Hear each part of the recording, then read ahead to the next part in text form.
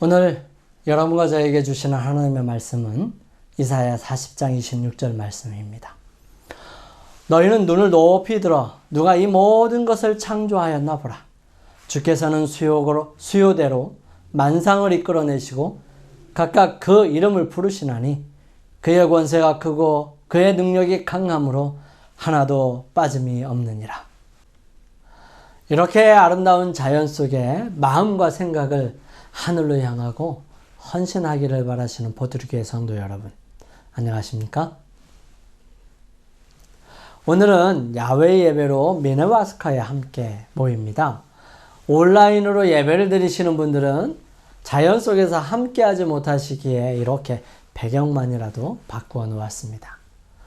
그리고 복장도 이렇게 간편하게 입었습니다. 하나님께서 야외 예배에 참여하시는 분들과 그렇지 못한 분들의 마음속에 함께 하셔서 사랑으로 은혜로 채워주시고 마음마다 하늘을 그리며 준비하고 또한 결심하는 시간이 되기를 소망합니다. 오늘은 특별하게 주님께서 특별히 산위에서 말씀하신 복음의 말씀들 중에서 마태복음 6장 후반부에 있는 말씀을 가지고 함께 은혜를 나누기를 원합니다. 오늘 주제 말씀으로 이사야 40장 26절 말씀을 함께 들었는데요. 너희는 눈을 높이 들어 누가 이 모든 것을 창조하였나 보라. 그분은 여호와시다. 그분의 창조는 완벽하고 그 어느 것 하나 그분의 손에서 빠진 것이 없다. 그분의 능력 아래 있지 않는 것이 하나도 없다. 그리고 그분의 관심과 보호에서 벗어난 것이 하나도 없다고 분명하게 선언하십니다. 오늘 여러분 이곳에서 그리고 여러분의 주위에서 하나님께서 창조하신 그 모든 것들을 인해서 그분의 사랑과 은혜 그리고 깊은 감동이 함께 하시기를 간절한 마음으로 기대합니다. 여러분, 야외 예배를 준비하시면서 고민이 많이 되셨습니까? 무엇을 어떻게 준비할까? 옷은 뭘로 입고 갈까? 간식으로는 무엇을 가지고 갈까? 우리 아이들을 위해 무엇을 준비해야 하지? 거기서는 추울까? 자리는 어떻게 하지? 등등 참 다양하게 생각하고 걱정하고 염려했을 것입니다. 특별히 야외 예배를 실질적으로 준비하고 결정하는 교회의 재직들에게는 더 많은 생각과 준비가 필요하였을 것입니다. 그러면서 여러분 어떠셨나요? 불안하고 힘드셨나요? 즐겁고 행복한 시간들이었기를 바랍니다. 주님께서 말씀하십니다. 그러므로 내가 너희에게 이르노니 목숨을 위하여 무엇을 먹을까? 무엇을 마실까? 몸을 위하여 무엇을 입을까 염려하지 마라. 목숨이 음식보다 중하지 아니하며 몸이 의복보다 중하지 아니하냐. 여러분, 요즘은 혼자서 벌어가지고는 힘겨운 시간을 보낼 수밖에 없는 세대가 되었습니다. 바빠요. 바빠도 너무 바빠요. 해야 될 것이 너무 많아요. 무엇을 먼저 해야 할지 정하지 않으면 정신없고 괴로운 세대입니다. 이러한 상황 속에서 여러분, 우리는 늘 염려하고 고민합니다. 염려하지 말라고 말씀하시면서 우리 주님은 조심스럽게 우리의 생각을 집중시키십니다. 무엇이 중요한가 하는 것입니다. 하나님께서는 염려하지 말라고 말씀하시면서 걱정하지 말고 편하게 지내라가 아니었어요. 그렇게 바쁘게 살면서 무엇이 가장 중요한지, 무엇이 보다 중요한지를 말씀하시는 것이었습니다. 목숨을 위하여 하는 것이 목숨을 위협하는 상황에 처합니다. 행복하게 여유롭게 살려고 밤낮으로 일을 하였었는데 질병이 찾아와 누려보지도 못하고 어려움에 처하지요. 건강하기 위해 음식을 잘 먹었는데 그 음식으로 인하여 살도 찌고 여러 가지 질병들도 찾아옵니다. 이러한 우리에게 주의를 환기시키십니다. 예수님께서 이 땅에 하늘로부터 오셔서 아버지의 그 깊은 사랑을 느끼고 알고 살아가기를 바라시는 마음에 가장 쉬우면서도 가슴속에 오래 기억되도록 말씀하셨습니다. 그분은 공중에 날아다니는 새를 보라고 말씀하십니다. 공중의 새를 보라. 심지도 않고 거두지도 않고 창고에 모아들이지도 아니하되 너희 천부께서 기르시나니 너희는 이것들보다 귀하지 아니하냐. 영감의 말씀은 이 부분을 이렇게 표현해 놓았습니다. 잠새 한 마리도 예수님 몰래 떨어지는 일이 없고 그분 몰래 아무도 머리 숙여 기도할 수 없다. 그분께서 어느 곳에서나 우리와 함께 계시기 때문이다. 그러므로 흘러내리는 괴로운 눈물 한 방울 한 방울을 다 주시하신다. 그분께서는 언제나 당신을 의지하는 사람을 결코 버리지 않으실 것이다. 무엇이 가장 중요할까요? 바로 그분이 가장 중요한 것입니다. 우리는 날아다니는 새들을 바라보면서 그것이 잘 날아다닐 수 있도록 보호하시는 하나님을 바라봅니다. 우리는 날 수 없지만 그 작은 날개를 저어서 날아다니는 모습을 바라보면서 신기하고 놀라워하지요. 그리고 그것을 만드신 하나님을 찬양하게 되는 것입니다. 그 일을 가능하게 하신 하나님께서 우리를 절대로 그분의 보호와 관심에서 벗어나 버리지 않으신다는 사실입니다. 이 사실을 우리가 잊지 말아야 한다는 사실이에요. 하나님께서 우리를 버리지 않으실 이유가 없습니다. 다시 말하면 하나님께서는 우리를 버리셔야만 하는 수만 가지의 이유가 있습니다. 그러나 반대로 우리를 버리지 않으실 이유는 몇 가지가 있을까요? 내가 하나님께 어떤 이유로 그분의 권능과 은혜 속에 들어 있을 수 있을까요? 나의 무엇 때문에 그분의 손에서 나를 놓지 않고 붙드시며 그분의 무한한 사랑을 입고 있을까요? 그 이유 혹시 아시나요, 여러분? 하나님께서는 우리를 사랑하신다 말씀하십니다. 하나님께서는 우리를 창조하셨다 말씀하세요. 하나님께서는 우리를 손바닥에 새겼다라고 말씀하십니다. 하나님께서는 우리를 낳았다고 말씀하세요. 하나님께서는 우리를 구원하셨다고 말씀하십니다. 하나님께서는 우리를 죄에서 용서하시고 건지셨다고 말씀하세요. 하나님께서는 우리를 눈동자처럼 살피시고 보호하신다고 말씀하십니다. 하나님께서는 우리와 함께 하시고 싶으셔서 이 땅에 오셨다고 말씀하세요. 하나님께서는 우리를 구원하시기 위해 자신을 주셨다고 말씀하십니다. 비록 그 주신 것을 죄로 인한 인간의 잔혹함이 십자가에 그분을 달았지만 그분은 그 죽음을 기꺼이 선택하셨다고 말씀하십니다. 하나님께서는 우리와 함께 하시고 싶으셔서 이 땅에 다시 오시겠다고 말씀하십니다. 왜? 무슨 이유로? 하나님께서는 우리를 이렇게 대하시나요? 무엇 때문이지요? 무엇 때문에 이러시나요? 그 이유는 단 한 가지입니다. 그저 사랑하시기 때문입니다. 여호와께서 다만 너희를 사랑하심을 인하여 또는 너희 열조에게 하신 맹세를 지키려 하심을 인하여 자기의 권능의 손으로 너희를 인도하여 내시되 너희를 그 종되었던 집에서 애굽 왕 바로의 손에서 속량하셨나니. 여러분, 이스라엘 백성들이 애굽에 있었을 때 대부분 하나님을 잊어버렸어요. 이스라엘 백성들을 애굽에서부터 가나안 변경까지 그들을 하나님의 말씀을 받아 인도했던 모세는 강력하게 말합니다. 너희는 숫자도 적다. 너희는 어리석다. 너희 목이 뻣뻣하다. 너희는 하나님을 시험하는 자다. 그러나 그럼에도 불구하고 하나님께서 너희를 사랑하신다. 바울은 말합니다. 얼마나 우리의 모습이 처절한지, 그리고 그럼에도 불구하고 하나님께서는 우리를 위해 무엇을 하셨는지, 그래서 우리가 무엇을 하면서 어떻게 살아가야 하는지를 말합니다. 전에는 우리도 다 그 가운데서 우리 육체의 욕심을 따라 지내며 육체와 마음에 원하는 것을 하여 다른 이들과 같이 본질상 진노의 자녀이었더니 긍휼에 풍성하신 하나님이 우리를 사랑하신 그 큰 사랑을 인하여 허물로 죽은 우리를 그리스도와 함께 살리셨고 너희가 은혜로 구원을 얻은 것이라. 또 하나 함께 일으키사 그리스도 예수 안에서 함께 하늘에 앉히시니 이는 그리스도 예수 안에서 우리에게 자비하심으로써 그 은혜의 지극히 풍성함을 오는 여러 세대에 나타내려 하심이니라. 너희가 그 구원을 인하여 믿음으로 말미암아 구원을 얻었나니 이것이 너희에게서 난 것이 아니요 하나님의 선물이라. 행위에서 난 것이 아니니 이는 누구든지 자랑치 못하게 함이니라. 우리는 그의 만드신 바라 그리스도 예수 안에서 선한 일을 위하여 지으심을 받은 자니 이 일은 하나님이 전에 예비하사 우리로 그 가운데서 행하게 하려 하심이니라. 바울은 우리는 다 육체의 욕심을 따라 살았던 육체와 마음에 원하는 것을 하는 진노의 자식이었다고 말합니다. 그렇지만 그 큰 사랑을 인하여 우리는 그리스도를 통해 살리셨고 그분과 함께 하늘에 앉게 해 주셨다고 말합니다.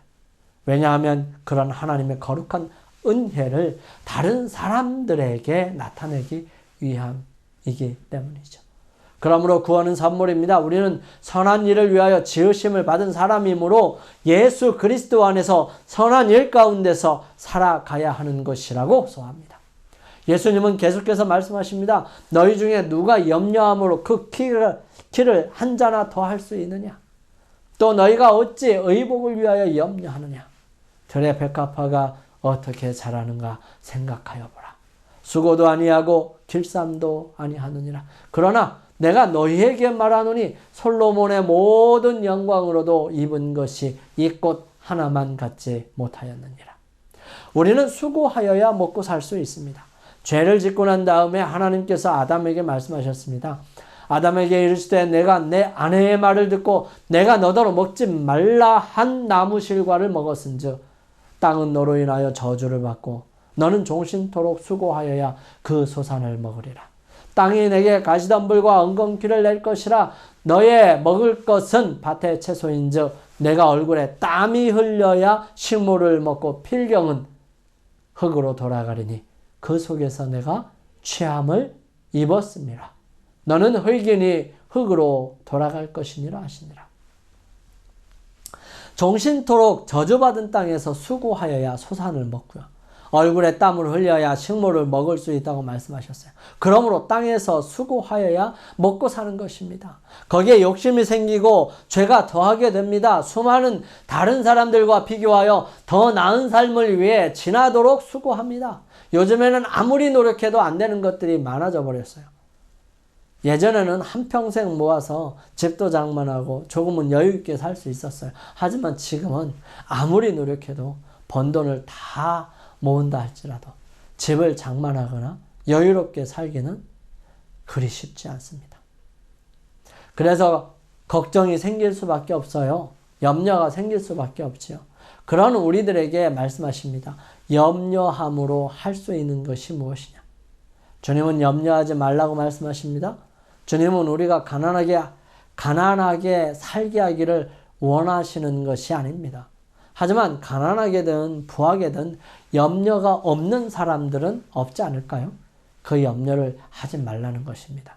그 이유가 어디에 있을까요? 염려가 무엇을 위협하기 때문이죠? 이 씨 뿌린 자의 비유에 보면 가시떨기에 뿌리 왔다는 것은 말씀을 들으나 세상의 염려와 재리의 유혹에 말씀이 막혀 결실치 못하는 자라고 기록합니다.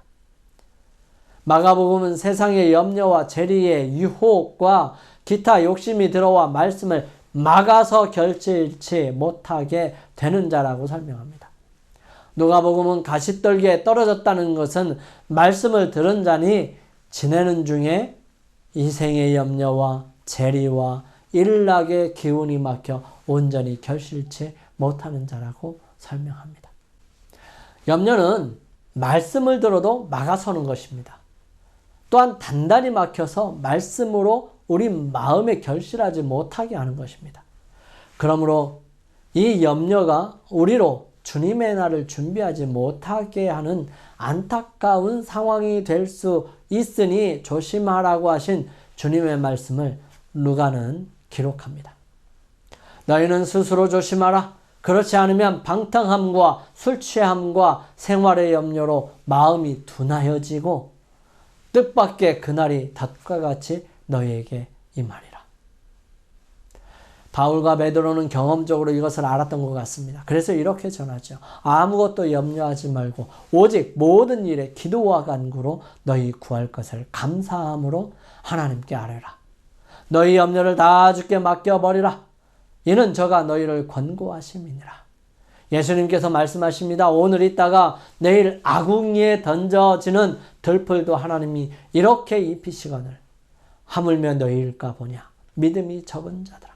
그러므로 염려하여 이르기를 무엇을 먹을까, 무엇을 마실까, 무엇을 입을까 하지 마라. 이는 다 이방인들이 구하는 것이라. 너희 천부께서는 이 모든 것이 너희에게 있어야 할 줄을 아시느니라. 우리에게 아무것도 염려하지 말라 하신 말씀은 아무것도 하지 말라라고 오해하는 사람이 있습니다. 염려하지 말라와 아무것도 하지 말라는 엄청나게 다릅니다. 무엇인가 해야 하는데 어떻게 하는 것이 좋을까? 이런 부분에 하나님께서 어떻게 하시는지에 대한 말씀이지, 우리가 아무것도 하지 않으면 하나님께서 다 채워주실 것이다, 이런 말씀으로 이해하면 안 되는 거예요. 예수님께서 말씀하신 공중의 새, 들의 백합화, 그리고 오늘 있다가 내일 아궁이에 던져질 들풀, 이 모든 것들의 공통점이 있습니다. 그것은 바로 하나님의 말씀에 순종하며 하나님께서 정하신 법칙에 절대적으로 순종한다는 사실입니다. 공중의 새들이 어떻게 사는지 자세히 살펴보십시오. 새들은 일평생 한 곳에서 사는 텃새도 있지만 계절마다 옮겨 다니는 철새들도 있습니다. 한국의 새의 종류는 약 590종 정도 되는데요. 그 중에 12%인 70종만 텃새고 나머지는 철새라는 것입니다. 미국에도 여러 종류의 텃새와 철새들이 있습니다. 위로는 캐나다 북쪽에서 남쪽으로는 멀리 칠레에 이르기까지, 그리고 동쪽으로는 유럽에 이르는 광범위한 활동 범위를 가지고 있습니다. 그런데 놀라운 것은 이 철새들이 해마다 같은 장소를 이동한다는 것입니다. 어떻게 그들이 그렇게 갈 수 있을까요? 새에 대한 다큐멘터리나 만든 영화들을 보면 신기하고 놀랍기만 합니다. 새들이 약 10,000마일을 날아간다는 것입니다.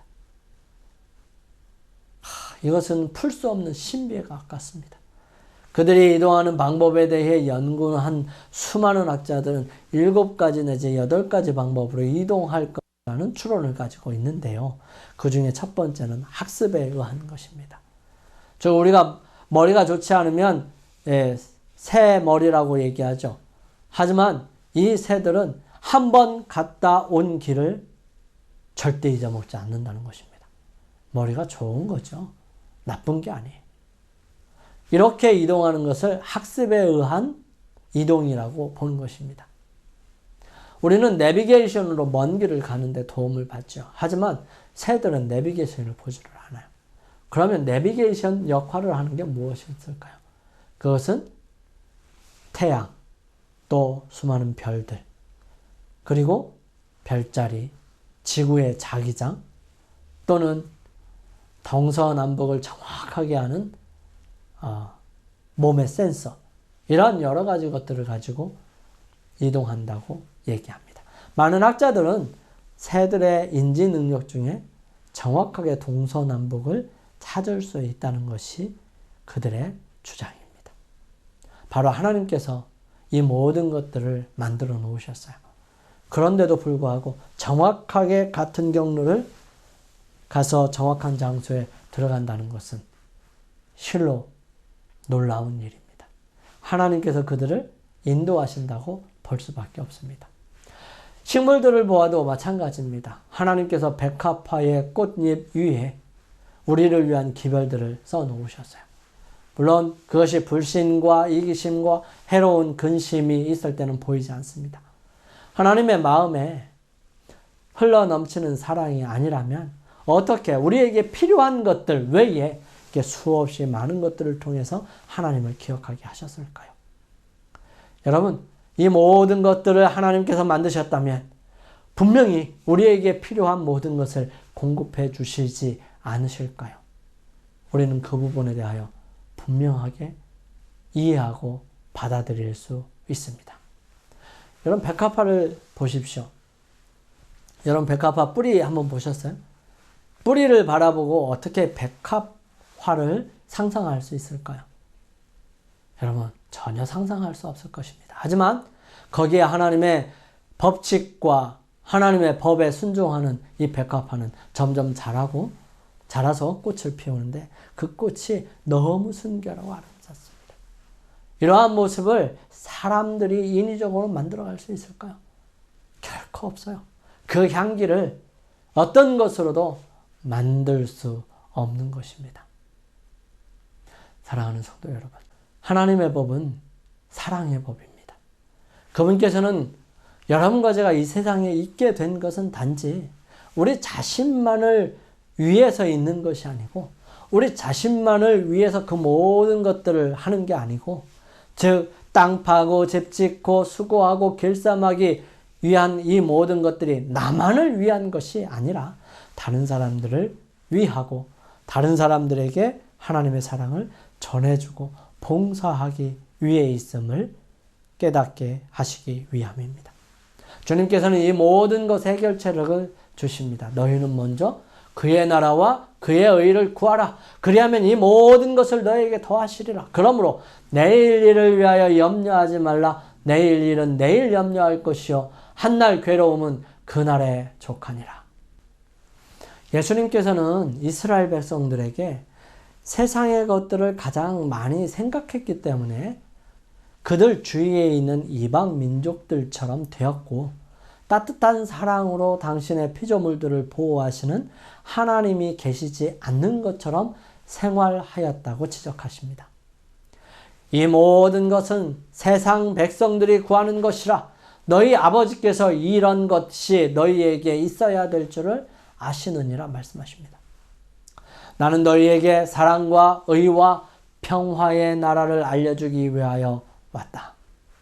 마음을 열고 이 나라를 받아들이며 이 나라를 위한 봉사에 최대의 관심을 쏟으라.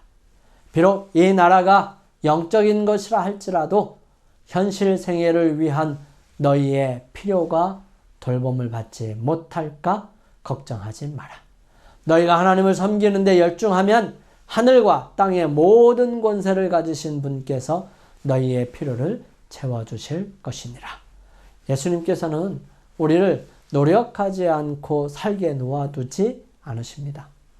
그분께서는 우리가 모든 일에 당신을 처음과 마지막 그리고 최선으로 삼아야 한다고 가르치는 것이에요. 우리는 품성과 생애를 통하여 그분의 의를 나타내는데 방해가 되는 사업에 종사하지 말고요. 그러한 직업을 구하지 말아야 합니다. 오락에 빠지지 말아야 하고요. 무엇을 하든지 주님께 하듯 마음을 다해서 해야 합니다. 주님께서는 이 세상에 계실 때 항상 사람들 앞에서 하나님의 영광을 드러내고 만사를 아버지의 뜻에 맡김으로써 모든 세밀한 점에서까지 생애를 고상하게 하셨습니다. 그분의 모본을 따른다면 이 땅에 생애에 필요한 모든 것을 더하시리라는 그분의 보증이 우리에게 이루어질 것입니다. 가난과 부, 질병과 건강, 우둔과 지혜, 이 모든 것들은 그분의 은혜의 허락을 통하여 제공되는 것입니다. 사랑하는 성도 여러분, 죄를 돌아보십시오. 하나님께서 얼마나 아름다운 것으로 채워주셨는지 말입니다. 그리고 채워주신 천연계를 통해서 하나님의 거룩한 사랑과 은혜를 경험할 수 있게 되기를 간절히 바랍니다. 무엇보다 중요한 것은 하나님께서 우리를 사랑하신다는 사실과 더불어 하나님께서 주시는 은혜와 능력으로 우리는 정말 행복하고 복된 삶을 살아갈 수 있으며 나와 다른 사람들에게 필요한 사람으로 은혜를 끼치며 생명을 나누어 주는 사람이 될 것을 확신합니다. 우리 함께 결심하시면서 개인 기도하시겠습니다. 저희들을 사랑하시는 아버지 하나님, 이제는 모든 염려를 주님께 맡기고 주님께서 인도하시는 대로 또 주님께서 정하신 대로 그 길을 따라 순종하기를 원합니다. 주님, 저희들의 마음과 생각이 여기에 집중할 수 있도록 인도하여 주시고 주님께서 이끄시는 대로 따라가는 믿음의 사람이 되게 도와주시옵소서. 주님, 저희들에게 재물 얻을 수 있는 힘과 용기를 주셨습니다. 주님, 이 재물에서 저희들 열애 하나와 각종 헌금을 구별하여 드렸습니다. 주님, 헌금에 축복하여 주시고 은혜와 사랑으로 역사하여 주시사 주님의 나라가 확장되는 아름다운 곳에 쓰여질 수 있도록 도와주시옵소서.